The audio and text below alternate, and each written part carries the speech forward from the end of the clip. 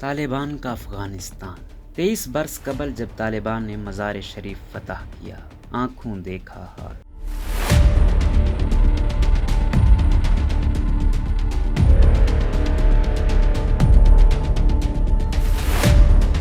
15 اگست 2021 کو طالبان نے افغانستان کے دارالحکومت کابل پر قبضہ کر لیا اور ملک کے صدر اشرف غنی افغانستان چھوڑ کر چلے گئے۔ طالبان اس سے قبل 90 کی دہائی میں افغانستان میں برسر اقتدار رہ چکے ہیں۔ موجودہ حالات کے پیش نظر BBC نے طالبان کے گزشتہ دور کا افغانستان اور اس وقت کے حالات کا احاطہ کرنے کے لیے قسط وار مضامین کا سلسلہ شروع کیا ہے، جس کی دوسری قسط درج ذیل ہے۔ یہ تحریر افغان صحافی مرتضی بلخی کے قلمی نام سے شائع کی جا رہی ہے۔ یہ 8 اگست 1998 کا دن تھا۔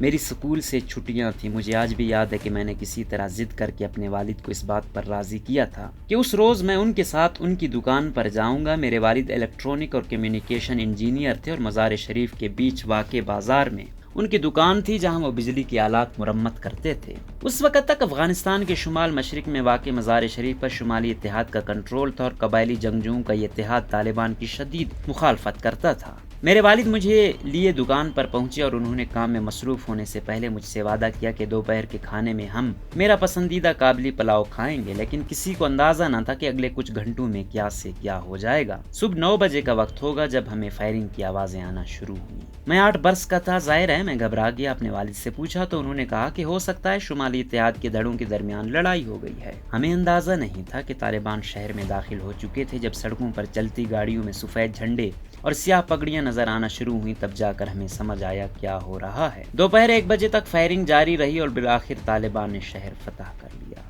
اس وقت تک ہم شہر کے وسطی علاقے دروازہ بلخ کے قریب ایک مارکیٹ میں تھے اور یہی طالبان کا شہر میں داخل ہونے کا راستہ بھی بنا۔ مارکیٹ میں ہم 5 لوگ رہ گئے تھے، باقی دکاندار اور گاہک یا تو بھاگ چکے تھے یا فائرنگ کے ڈر سے پہلے ہی ادھر ادھر ہو گئے تھے، لیکن میرے والد نے اصرار کیا کہ ہم ابھی یہیں رکتے ہیں۔ ہم نے مارکیٹ کے دروازوں کو اندر سے تالے لگا دیے۔ مارکیٹ کے اندر ایک جگہ تھی جہاں سے ہمیں مشرق کی جانب عمارت کے باہر دکھائی دیتا تھا۔ وہاں سے میں نے دیکھا کہ ہر طرف دھواں ہی دھواں ہے، مختلف اطراف سے گولیاں چل رہی تھیں، لوگ سڑکوں پر بھاگ رہے تھے اور ان گاڑیوں سے ٹکرا رہے تھے جن کے مالکان طالبان سے بچ نکلنے کی جلدی میں راہ چلتے لوگوں کی بھی پرواہ نہیں کر رہے تھے۔ مارکیٹ کے باہر لگے ٹھیلے اور ریڑیاں بکھری پڑی تھی۔ طالبان ہر طرف تھے۔ سڑک پر اور قافلوں کی صورت میں چلنے والی ڈاٹسن گاڑیوں میں وہ بلادرے گولیاں چلاتے جا رہے تھے۔ میں اور نہیں دیکھ سکتا تھا۔ مرنے اور زخمی ہونے والوں کی چیخیں میرے اعصاب پر بری طرح اثر انداز ہو رہی تھی۔ میں بہت خوفزدہ ہو چکا تھا۔ اس موقع پر میرے والد نے مجھے دکان کے اندر جانے کا کہا، لیکن میں بہت ڈرا ہوا تھا اور اندر آ کر میں رونے لگا۔ پھر میرے والد بھی اندر آ گئے اور مجھے تسلی دینے کی کوشش کرنے لگے۔ دوپہر کے 3 بج چکے تھے اور میں بھوک سے نڈال ہو رہا تھا۔ میں نے جب اپنے والد سے پوچھا کہ اگر کچھ کھانے کو مل سکتا ہے تو انہوں نے کہا بس تھوڑی دیر اور انتظار کر لو، پھر گھر جا کر اچھا سا کھانا کھائیں گے۔ اگرچہ میں چھوٹا تھا لیکن مجھے اس وقت بھی اندازہ ہو گیا تھا کہ میرے والد میرا حوصلہ بڑھانے کے لیے سب کچھ کہہ رہے تھے۔ تھوڑی دیر کے لیے تو میں چپ ہو گیا، لیکن پھر میری نظر سڑک کے پار ایک بیکری پر پڑی۔ بیکری کا دروازہ کھلا تھا اور اندر بظاہر کوئی نہیں تھا۔ میں اپنے والد کے پاس گیا اور پوچھا کیا ہم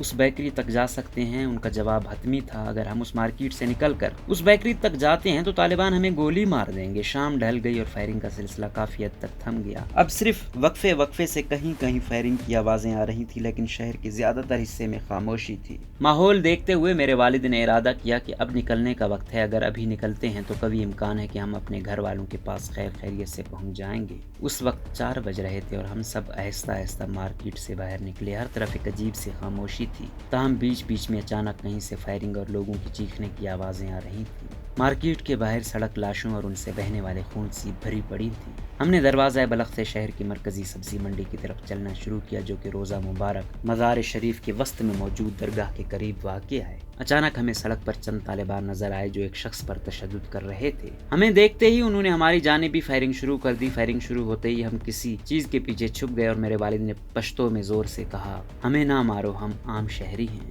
فائرنگ رک گئی اور ہم کسی طرح طالبان کو اس بات پر قائل کرنے میں کامیاب ہو گئے کہ ہم صرف اپنے گھروں کو جانا چاہتے ہیں۔ انہوں نے خاص طور پر پوچھا کہ تم میں سے کوئی ہزارہ تو نہیں؟ میرے والد صاحب نے پشتو میں کہا نہیں، ہم میں سے کوئی نہیں، ہم پشتون ہیں۔ جب ہم صدیق یار اسکوائر پہنچے تو ہمارا ایک اور طالبان کے گروہ سے سامنا ہوا۔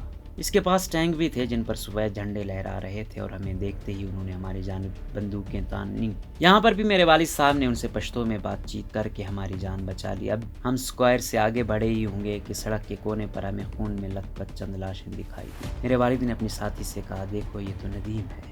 ندیم ہماری مارکیٹ کی دوسری منزل پر الیکٹرانک سٹور چلاتا تھا اور وہ چند گھنٹوں پہلے اس وقت مارکیٹ سے نکلا تھا جب طالبان شہر میں داخل ہوئے تھے۔ اب اس کی لاش سڑک کے کنارے پڑی تھی۔ یہ منظر مجھ سے برداشت نہیں ہوا۔ میں نے اپنے آپ سے پوچھا، کوئی انسان کسی دوسرے انسان کے ساتھ ایسا کیسے کر سکتا ہے؟ خیر ہم آخر کار گھر پہنچے تو میری والدہ اور چھوٹی بہن کی جان میں جان آئی۔ جب ہم پہنچے تو وہ بے حد خوف زدہ تھے، لیکن ہمیں خیریت سے دیکھ کر ان کے حوصلے بھی تھوڑے بلند ہوئے۔ اگلے دن طالبان نے گھر گھر تلاشی شروع کر دی۔ انہیں زیادہ تر ہزارہ برادری کے افراد یا اسلحے کی تلاش ہوتی تھی اور کئی بار وہ گھروں کے مردوں کو بھی لے جاتے تھے۔ مارکیٹ سے واپسی کے بعد میری طبیعت سنبھل نہیں پا رہی تھی اور میں اگلے پورے دن بستر پر رہا۔ جب رات 8 بجے کے قریب میری آنکھ کھلی تو میں اپنی والدہ کے پاس گیا اور پوچھا، ابو کہاں ہے؟ مجھے یاد پڑتا ہے کہ میری والدہ نے مجھے روتے روتے بتایا کہ طالبان آ کر میرے والد کو لے گئے تھے۔ یہ سن کر میرے پاؤں کے نیچے سے زمین نکل گئی۔ مجھے یاد نہیں اس کے بعد کیا ہوا۔ اگلے دن جب میں اٹھا تو میرے والد میرے سرہانے بیٹھے تھے۔ انہیں دیکھ کر میری جان میں جان آئی۔ میں نے ان پر سوالوں کی بوچھاڑ کر دی، کہاں گئے تھے؟ انہوں نے ہمیں بتایا کہ طالبان پورے محلے سے لوگوں کو اٹھا کر لے گئے تھے اور جنہیں پشتو آتی تھی یا جو ہزارہ نہیں لگتے تھے وہی زندہ لوٹ رہے تھے۔ میں اس وقت تو بہت خوش تھا کہ میرے والد زندہ سلامت واپس آ گئے تھے، لیکن ہمارے رشتہ دار، عزیز، دوست، ہمسائے سب کے ساتھ بہت خوفناک چیزیں ہوئیں۔ کبھی کبھار مجھے لگتا ہے کہ ہمارا بچ جانا کسی معجزے سے کم نہیں تھا اور ہم ان چند خوش قسمت لوگوں میں سے ہیں جو ان تاریک وقتوں سے بچ نکلے۔ لیکن یہ غمگین داستان کی محض شروعات تھی اور آنے والے دنوں میں ہمیں کئی ایسے خوفناک دن دیکھنے کو ملے۔